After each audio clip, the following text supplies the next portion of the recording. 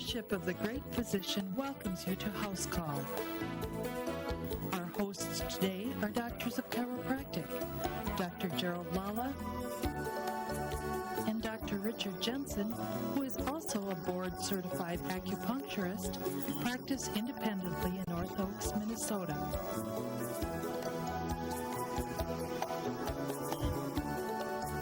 Let's join our hosts for today's program that will assist you in your quest for optimum health and well-being.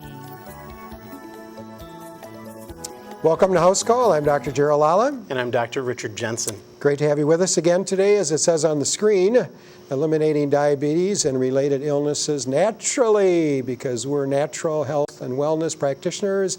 As doctors of chiropractic, we don't use drugs or surgery, although there are places for them. And so we're going to continue on now with session 2 by looking at insulin resistance syndrome and insulin-resistant metabolic syndrome. So we're going to look at that. What are some of the cardinal issues involved in it?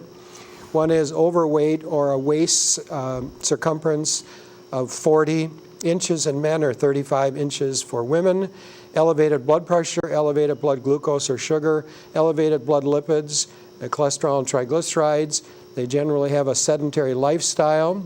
They have a family history of type 2 diabetes, which is insulin or pancreatic related, not pituitary related. Hypertension or cardiovascular disease, high blood pressure, degenerative heart issues, a history of glucose intolerance or gestational diabetes. They may be prone, the females, to polycystic ovarian disease or syndrome and sleep apnea. Now we're going to do a little bit more of a review, and Dr. Jensen is going to bring that up for you. We're going to talk about type 2 diabetes. Type 2 diabetes onset is a gradient effect that takes somewhere between 15 and 20 years, if you're lucky, ranging from the response at the tissues to hyperinsulinemia, that means too much insulin in the blood, to a loss of the pancreas's ability to cope. In other words, the pancreas wears out because it's been overworking all these refined carbohydrates that people have been ingesting. It wears out. It takes years usually for that to happen. So there are two forms of type 2 diabetes. One is hyperinsulinic or insulin resistance. That's the case we've been talking about here. Too much insulin but without sensitivity at the tissues. The second is a general adaptation syndrome. That means the pancreas is burned out. It no longer can produce the insulin needed to maintain normal blood glucose levels. Therefore, the blood glucose goes up. So we'll continue our review then. During the 15 to 20 years of hyperinsulinemia, too much insulin in the blood, and hyperinsulin, insidious problems are created. Insulin at high levels leads to other disorders such as heart disease, affects the genes and the way those genetic genes are expressed. It affects our communication with our immune system. We're talking about a physiological issue, not a psychological. And it affects the immune system in that the sticking to tissues causing transmigration. Sugar sticks to the outside of the blood cells and they stick together. And then the platelets stick together. That's why we do SED rates on people, one of the reasons. And then 2 age-related responses. Diseases developing before diabetes onset, but during the hyperinsulinemia stage. So genes are expressed not only to impair blood glucose transport, but also how white blood cells speak to each other in the immune system. So when white blood cells begin to stick to the walls of our arteries, they cause this transmigration of white blood cells into the arteries, then becoming what are called macrophages, and finally foam cells, oxidizing the low-density lipoproteins, a plaque-forming risk factor, which is cardiovascular disease. So now insulin is a metabolic switch. So just think of it as a light switch in your house. Insulin is a signaling molecule that controls many hormones related to the following factors that you see in front of you: glucagon, cortisol, human growth hormone, testosterone, estrogen, and progesterone.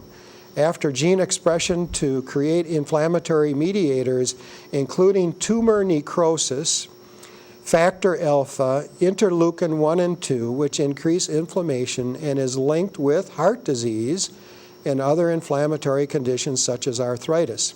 When this issue becomes an issue within our bodies, this puts insulin into a central role of age-related diseases, just as diabetes and Alzheimer's.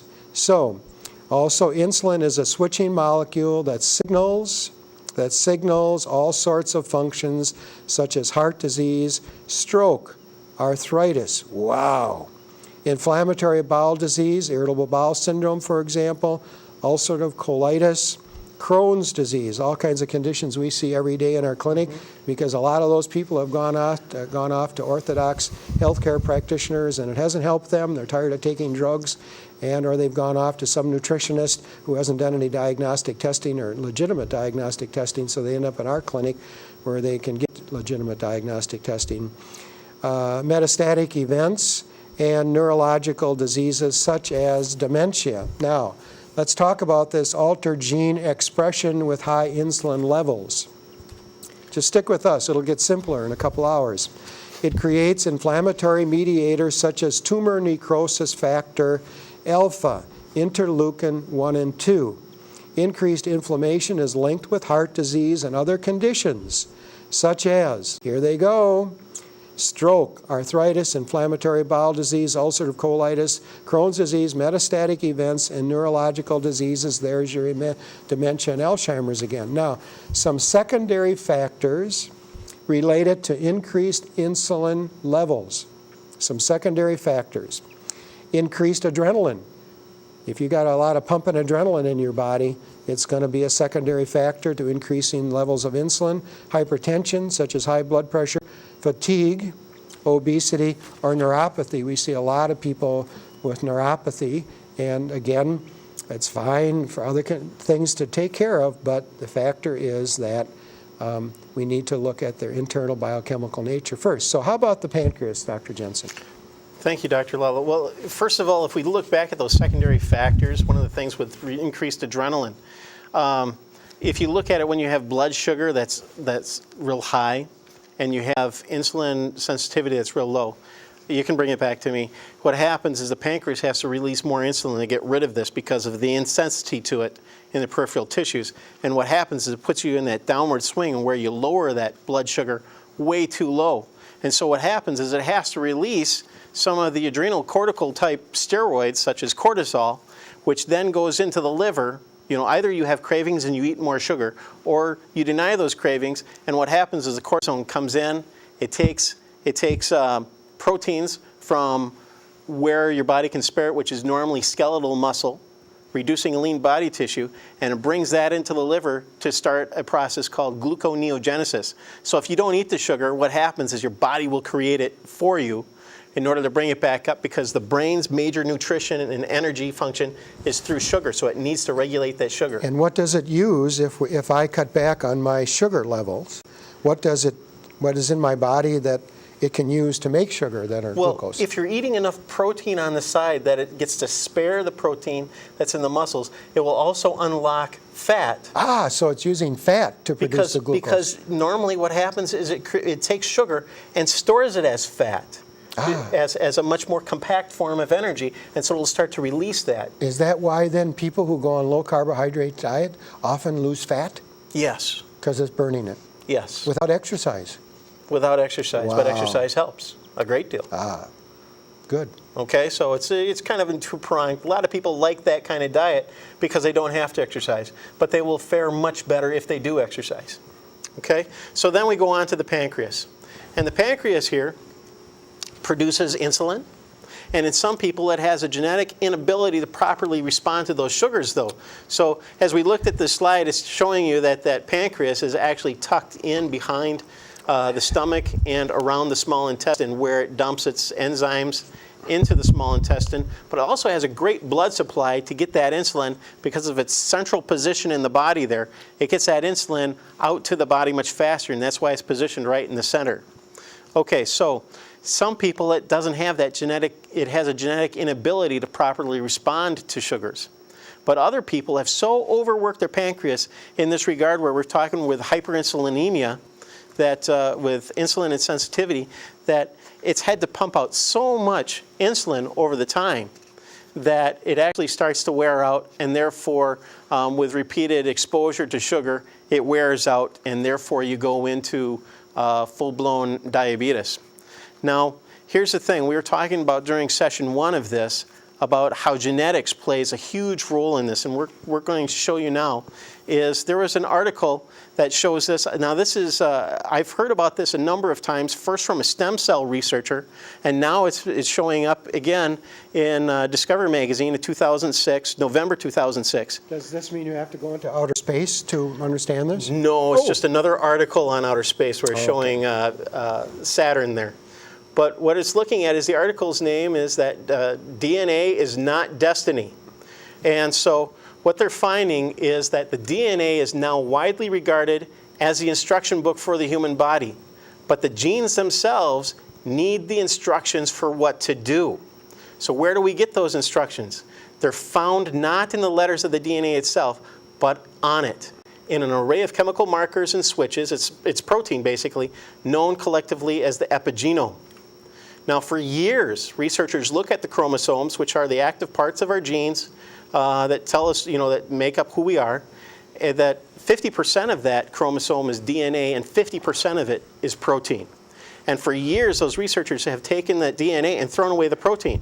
Now they're starting to understand that they should have been looking at the protein all along. And that's for this reason here. Researchers are finding that an extra vitamin, a brief exposure to a toxin... Does that mean I have to take 2 multiple vitamins a day rather than 1? If that's needed. What we want to look is what's specific for each person. Oh, okay. But even an added dose of mothering.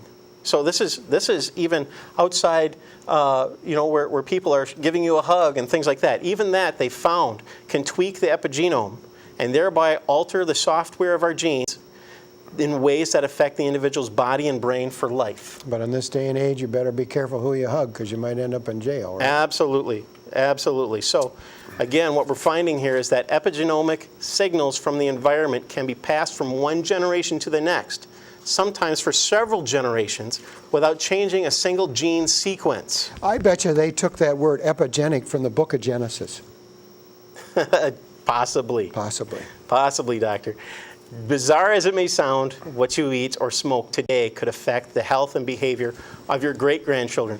In fact, what they're finding is that it's gender-specific. What your great-grandmother ate will affect the great-granddaughter. Okay, her great-granddaughter will be affected. What I eat today will affect my great-grandsons. So it fell across the genders. It followed that down for multiple generations. You mean what you ate today and you then had a son, it would affect that grandson? Right. What my makeup is and what I've generally eaten throughout. But if you were an alcoholic or codependent, you could affect your already born kids, couldn't you? Oh yeah. Okay. Oh yeah. That's, like they said, it's through the mothering. It's through the environment. And your cell responds to the environment. In fact, this is how they found that we actually condition our children to live in the environment for which they are to be raised in. Okay? Yes. Why don't they call it fathering? Well, you could do that. They usually call it Mother Nature or Father Nurture. Father Goofball, all right. Father Goofball, yeah. Okay, so here's we're looking at that people used to think that once your epigenetic code, though, was laid down by early development, that was it for life. But life is changing all the time, and the epigenetic code has to change. We have to adapt. So that epigenetic code that controls your DNA is turning out to be a mechanism through which we can change along with the environment. And epigenetics tells us that little things in life can have an effect of great magnitude. And this is a quote from Mosh Seitz, he's a pharmacologist at McGill University in Montreal. But even if I don't want to adapt anymore, I'm tired of adapting. My body is still adapting, isn't it? Your body is still adapting. And if I don't want to adapt anymore, I probably got a pessimistic attitude, huh? Right. And so I must then cause negative adaptations in my body without even eating. You may be doing that, yes. No, I'm not doing that. No. No. Okay. Okay. So let's go on. How does this affect us? Well, let's look at some of the research, and some of it's been done on people, but here's one of the experiments that really shows it well is that they took some mice that are genetically breeded, that they come down with cancer, they're predisposed towards cancer and diabetes.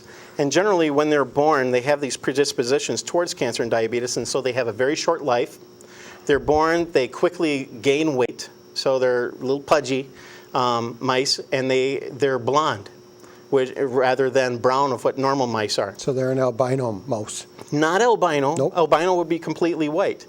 Here they have this blonde look to their hair. And it's due to genetic expression, because what they found is that just before conception, they changed the diet of the female mice, of the mothers, and they changed it to a high methylation diet. So methylation is what actually controls the release of genes. And so this is the epigenome that's in there. And by changing that diet, changed the expression of genes, and their kids that were born were the normal slim, brown-furred mice, and they ended up not having predisposition to cancer nor diabetes, and they lived to a long life as compared to regular mice.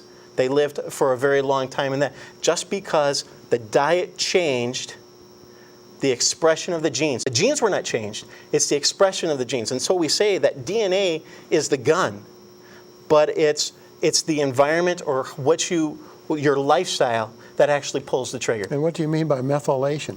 Methylation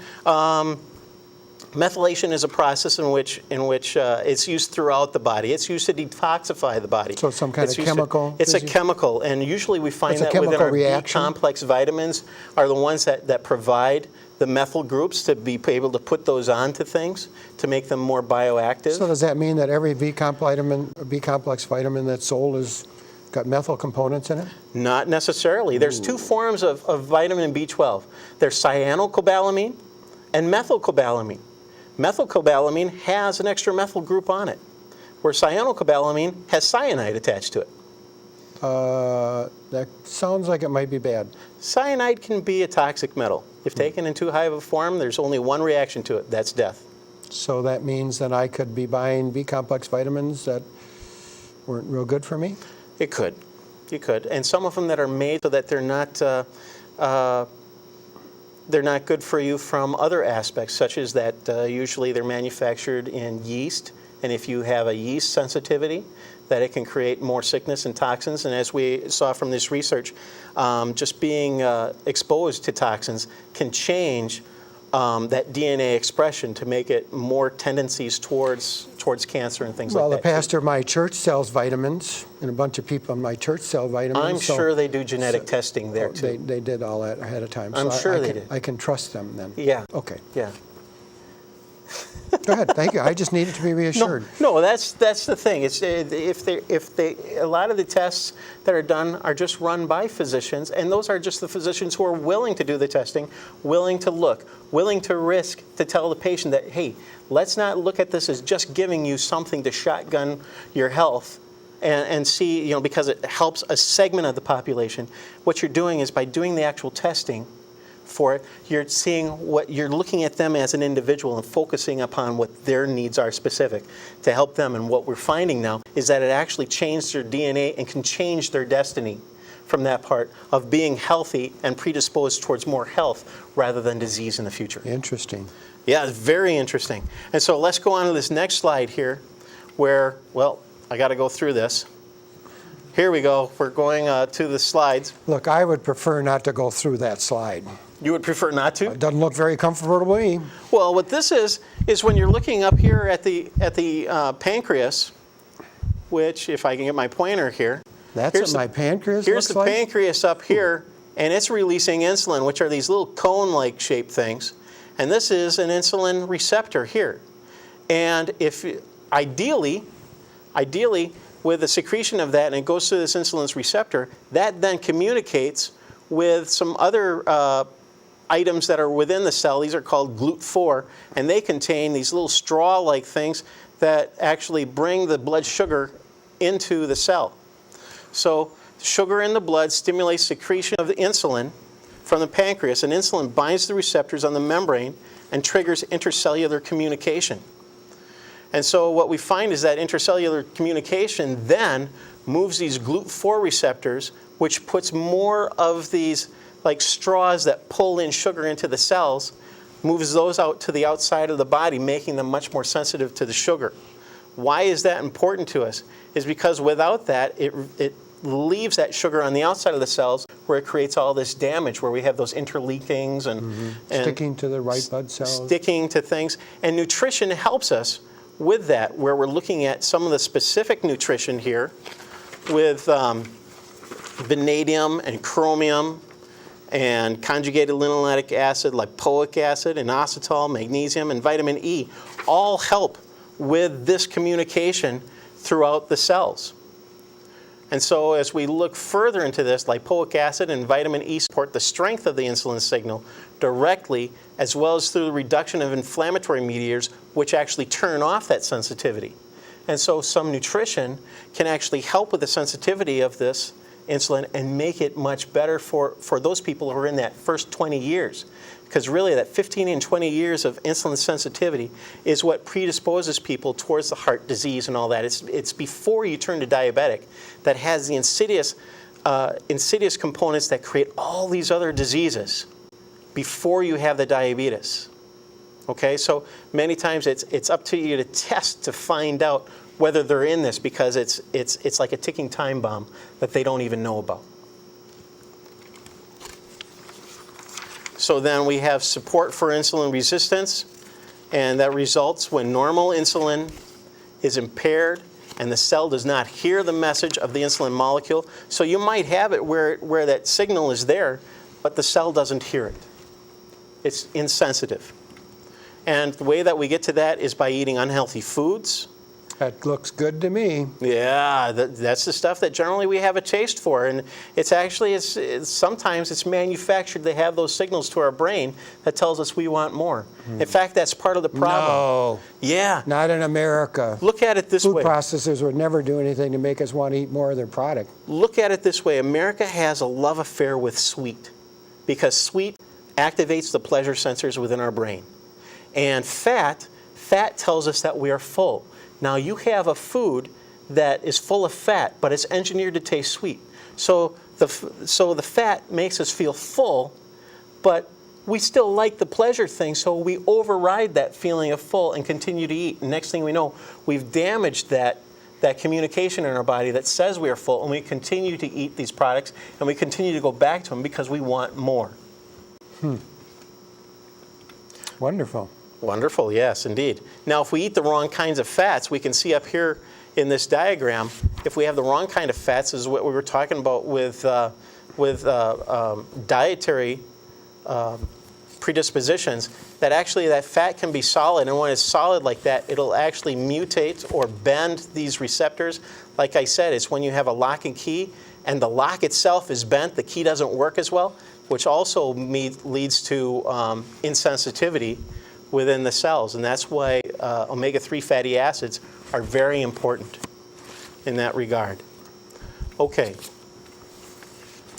so what we're looking at is there are some chemicals that predispose us for insensitivity to the insulin there, and this brings up the entire view of the cell here, where the left side there is the healthy side, and the right side there is the unhealthy side. And as you can see up in the upper right-hand corner, this is where we have a lot of insulin that has been released, but it's just not getting through. The message is not getting through. So you have a lot of blood sugar sitting out there in the cells, allowing this damage to take place. Interesting. Doctor, how about stages of development of nutrition insufficiencies? Stages of development of nutrient insufficiency diseases. So we start out with, hopefully, optimum health when we're born. Hopefully, I guess that's not true anymore in many, many people. Then there's a preliminary stage where there's decreased nutrient stores. There's no symptoms. They're asymptomatic. Then there's a biochemical stage where there's decreased enzyme activity, the enzymes from the pancreas primarily. Then there's a physiological stage. That's behavioral and personality. Effects begin to take place. Then there's a clinical stage. Unfortunately, we see many of them because we'd rather get them up there in the biochemical stage or the preliminary stage. So the clinical stage is below the normal health. They have deficiency syndromes. There's morphological and functional changes and early stages of the disease itself.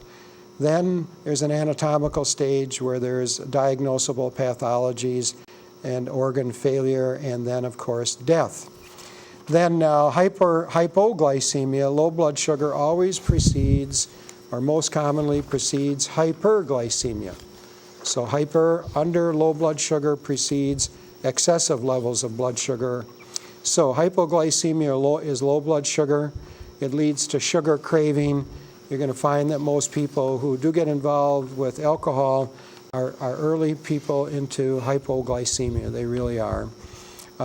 What does that do? It begins to produce mood depression. And so we have a senselessness. We can't figure out our emotions. We're trying to make sense out of our confused emotions, and very often they use alcohol to try to make sense out of senselessness. Does that mean they're bad people? Heavens, no. They are not bad people. If not corrected, they might end up doing some bad things, but they are not bad people. That leads then to sugar ingestion. They start getting on the sugar train, and that leads then in hyperglycemia, or elevated levels of blood sugar, which leads to increased insulin. The pancreas is working hard to lower that blood sugar, to lower those alcohol esters from the alcohol, and then the vicious cycle starts. It begins again with resulting hypoglycemia, so they eat more sugar, they drink more alcohol, and the blood sugar goes down, it goes up, it goes down, it goes up. So now the secondary factors related to increased levels of insulin. Some of the secondary factors are decreased high-density lipoproteins, increases in the low-density lipoproteins, increased in triglycerides and sodium retention. If we're going to have sodium retention, guess what we're going to have? Increased weight. Then another factor that occurs is neuropathy. So we have a lot of patients we see been diagnosed with neuropathy. Most frequent complication of long-term diabetes. Many times this diabetes is undiagnosed. 60 to 70% of the diabetics have mild to severe nervous system damage, such as neuropathy, pain in the arms and legs, generalized throughout the body.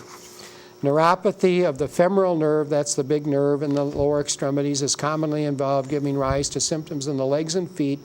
Pain is the chief symptom and tends to worsen at night when the person is at rest.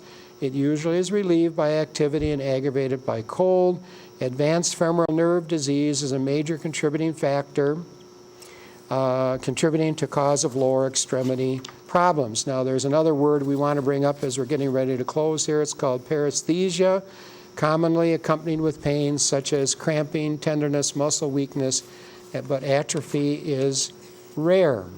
Nerves in the arms and hands and abdomen become also affected. Sometimes there's impaired heart function, slowed digestion, reduced or absent perspiration, severe edema, carpal tunnel syndrome, alternating bouts of diarrhea and constipation, bladder atony, and urinary fecal incontinence. So the next thing that starts to happen to them is they begin to have sexual impotence issues.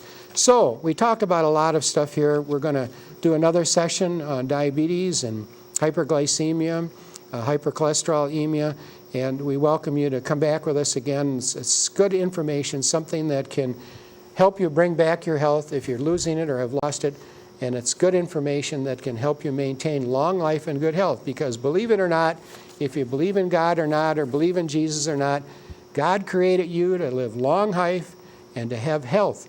His Son came and put to death the spirit of sickness so you could be well. He really did. House Call TV has been brought to you by the Fellowship of the Great Physician. For further information, please call at 651-484-8521 or visit our website at www.housecalltv.org. Until next time, thank you for listening to House Call.